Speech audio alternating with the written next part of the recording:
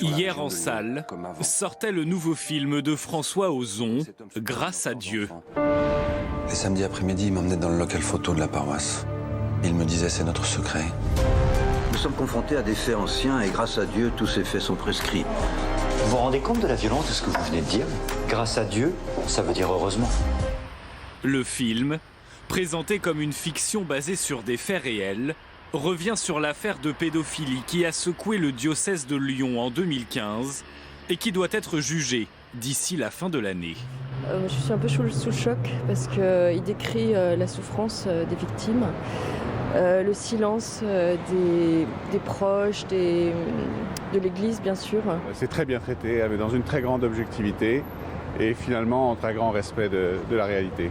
Très dur, violent, mais libérateur par moment. Que ce film sorte, c'est très bien. Le père Bernard Prénat, principal accusé, a tenté de faire repousser la sortie du film en vain. La semaine passée, François Ozon a même été récompensé par le Grand Prix du jury au Festival de Berlin. Grâce à Dieu, de François Ozon, by the grace of God.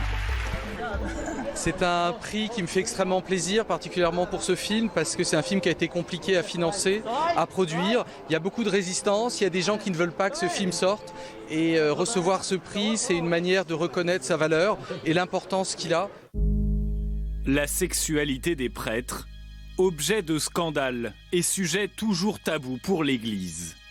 Selon le catéchisme de l'Église catholique, le plaisir sexuel est moralement désordonné quand il est recherché pour lui-même.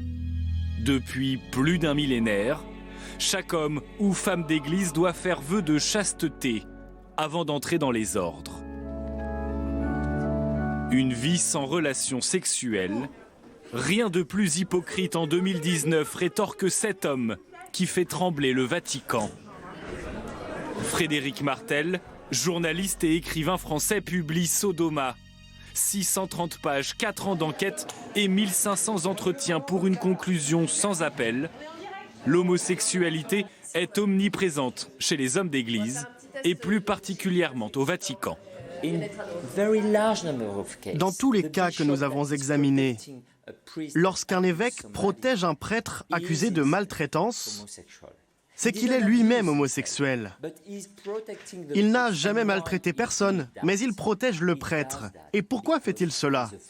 Il le fait parce qu'il a peur, parce qu'il est terrifié à l'idée que s'il y a un problème, s'il y a les médias, s'il y a un scandale, s'il y a un procès, alors sa propre homosexualité pourrait être révélée.